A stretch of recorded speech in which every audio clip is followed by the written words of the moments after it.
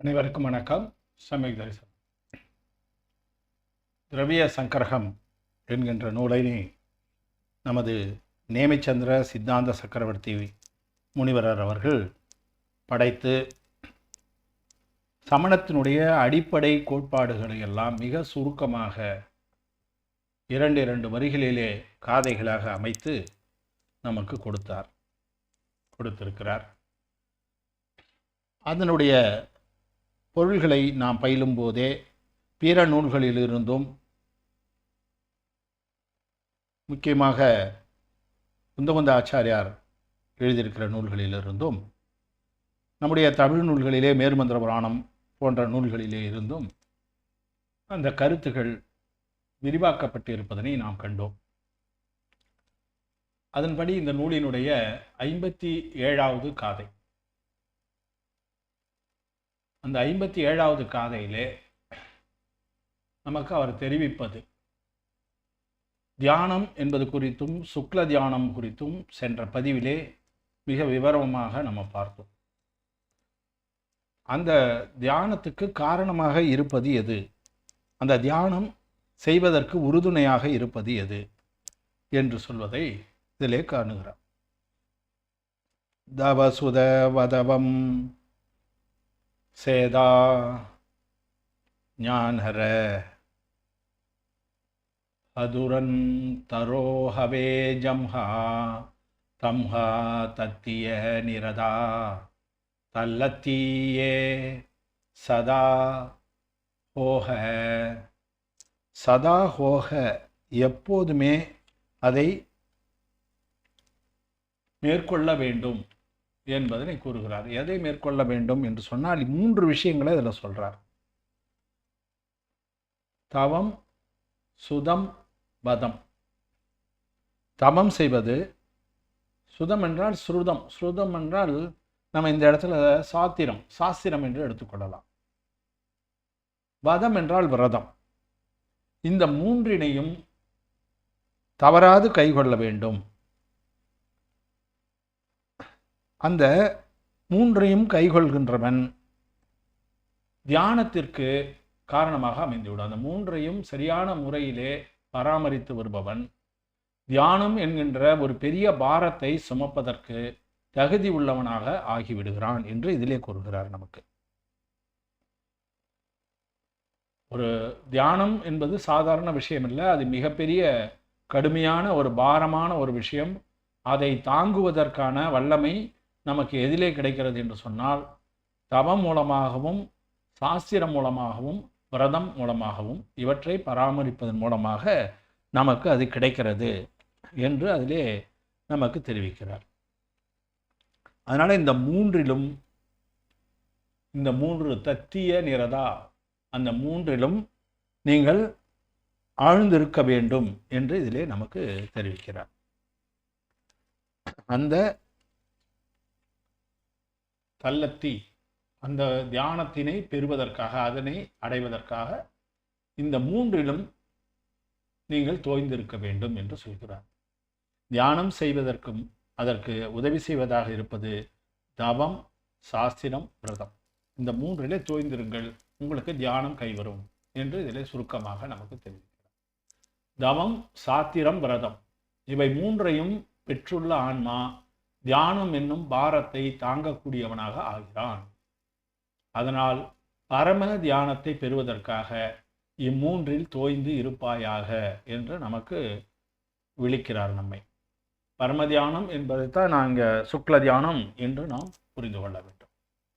இப்போ அதில் அந்த ஆன்மாவுடைய பயணம் இது எப்படிப்பட்டதாக அந்த தியானம் இருக்கிறது என்று சொன்னால், முக்தியை நோக்கி பயணம் மேற்கொள்ளும் ஆன்மா, முக்தியை நோக்கி பயணம் மேற்கொள்கின்ற ஆன்மா ரதம். அது ஒரு தேர், அது ஒரு ரதம், ஒரு வாகனம் போன்றது என்று சொன்னால், அதற்கு பரமதியானம் என்னன்னா அச்சாணி போன்றது. அந்த ரதத்துக்கு எப்படி அச்சாணியோ அது போன்றது முக்தியை நோக்கிய பயணம் செய்கின்ற ஆன்மாவுக்கு தியானம், அதுதான் அச்சாணி. ஆன்ம ரதத்திற்கு அச்சாணியாக விளங்குவது தியானம். அந்த தியானத்தை செய்ய வேண்டும், சுக்ல தியானத்தை செய்ய வேண்டும். ஆன்மரதத்தை குடைசாயாமல் முக்திக்கு கொண்டு சேர்க்கும் அந்த வல்லமை அதற்கு இருக்கிறது.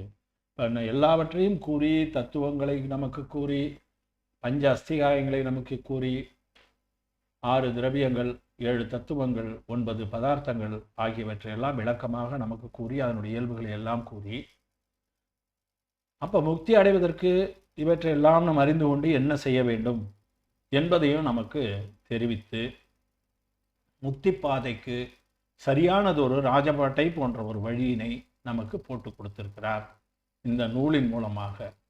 இதில் முதலிலிருந்து, முதல் காதையிலிருந்து இந்த காதை வரைக்கும் முழுமையாக படித்து அறிந்து கொள்ளக்கூடியவர்கள், அவர்கள் இல்லறத்திலே இருந்தாலும் சரி, துறவிகள் இதனை ஏற்கனவே அறிந்துதான் இருப்பார்கள். இல்லறத்திலே இருப்பவர்கள் அதிலே இந்த முழு பொருளையும் அறிந்து கொள்ளும் பொழுது அவர்களும் தவத்தை நோக்கி செல்லுகின்ற அந்த ஆவலை பெறுவார்கள் என்பது ஒரு நிச்சயமான ஒரு விஷயம். பல நூல்களிலே கூறப்பட்டிருக்கின்ற கருத்துக்களை எல்லாம் இதிலே தொகுத்து கொடுத்திருப்பதால் தான் இது சங்கிரகம். சங்கிரகம் என்றால் சுருக்கமாக பல விஷயங்களை கொண்டு வந்து சேர்ப்பது. திரவிய சங்கிரகம். திரவியம் என்று சொன்னால் அந்த 6 திரவியங்கள், அதுதான் அடிப்படை சமணத்துக்கு. இந்த நூலை முதலிலே நேமிச்சந்திர சித்தாந்த சக்கரவர்த்தி அவர்கள் 27 காதைகளை முதல் அதிகாரம் மட்டும் எழுதினார். அது லகு திரவிய சங்கிரகம் என்றும், அதன் பிறகும் பல விஷயங்கள் சிஷ்யர்களுக்கு அவர்களுக்கு தேவைப்பட்டதால் இந்த 57 காதை வரைக்கும் அவர் நூலினை முழுமை செய்து அளித்து முக்தி மார்க்கத்தை தெளிவுபடுத்தியிருக்கிறார் என்பதை நாம், இந்த சிறிய நூலாக இருந்தாலும் இதனுடைய பொருள் பெரியது. ஆரம்ப காலத்திலே இது திரவிய சங்கிரகம் என்று சொன்ன உடனே, திரவியம் என்றால் அந்த காலத்திலே பொருளை சேர்ப்பது தான். அதனால் அப்போல்லாம் திரைக்கடல் ஓடியும் திரவியம் தேடு என்று பழமொழி கூட நம்ம பார்த்துருப்போம். அந்த திரவியத்தை எப்படி சேர்ப்பது, செல்வத்தை எப்படி சேர்ப்பது என்ற நூலாக இருக்கும் என்று பலரும் இதை கருதினார்கள் என்று ஒரு நூலிலே குறிப்பிடப்பட்டுகிறது. அதனால் அதன் பிறகு தான் இவர் அதை திரவிய சங்கிரகம் என்று அதிலே பொருள் பொதிந்த இந்த ஆன்மாவை நோக்கிய பயணம் என்பதனை அவர் தெளிவுபடுத்தியிருக்கிறார். அதெல்லாம் பிரகத் திரவிய சங்கிரகம் என்று அதிலே கூறப்பட்டிருக்கிறார். இப்போ இதில் முடிவுரையாக இவர் தங்க சங்கஹமினம் முனிநாஹோ தேச சஞ்சய சுதா சுதபுண்ணா சோதயந்து தனு சுத்தரேன நேமிச்சந்த முனினா பணியம்ஜம். நேமிச்சந்திரர் என்ற முனிவராகிய நான்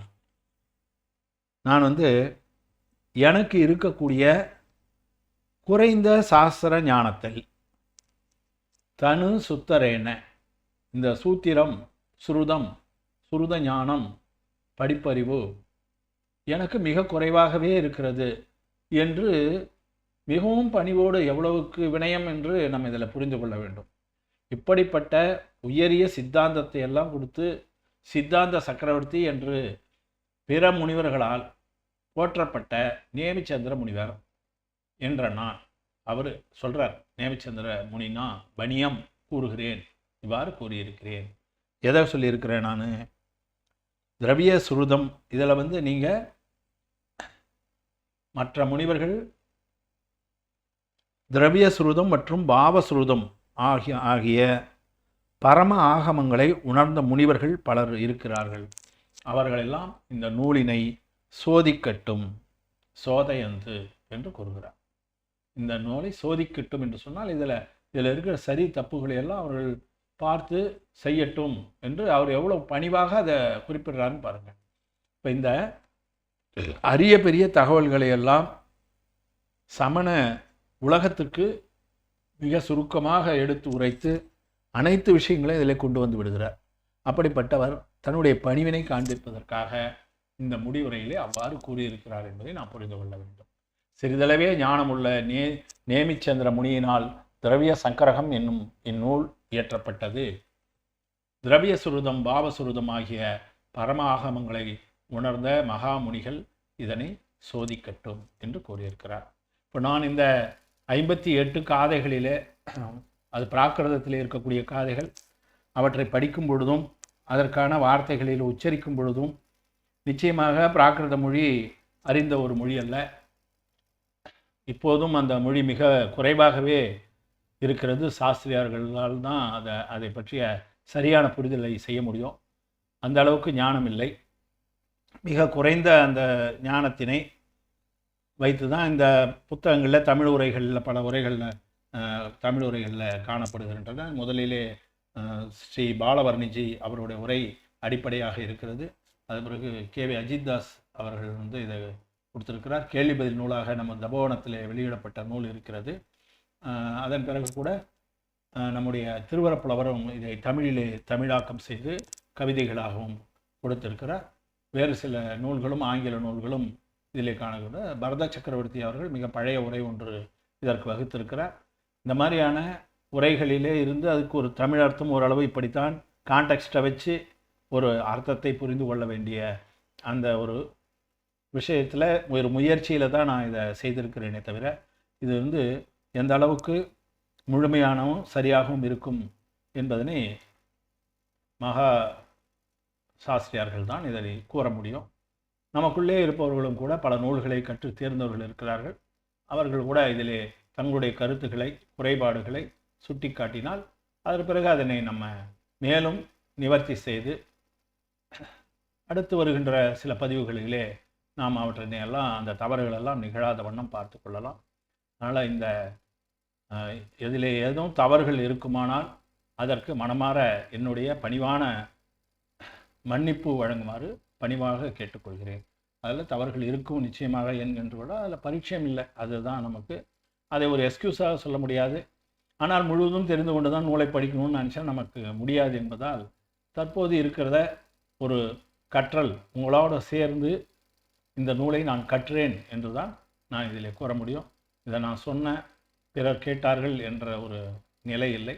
நாம் அனைவரும் ஒன்றாக சேர்ந்து இந்த நூலை கற்றோம் என்று மாணவர்களாக இருந்து கற்றோம் என்று புரிந்து கொள்ளலாம். எனவே இதில் ஏற்படுகின்ற தவறுகளுக்கு க்ஷமை கேட்டுக்கொள்கிறேன். அக்ஷரமாத்திர பதஸ்வரஹீனம். அக்ஷரம் மாத்திரை என்றால் ஒளி.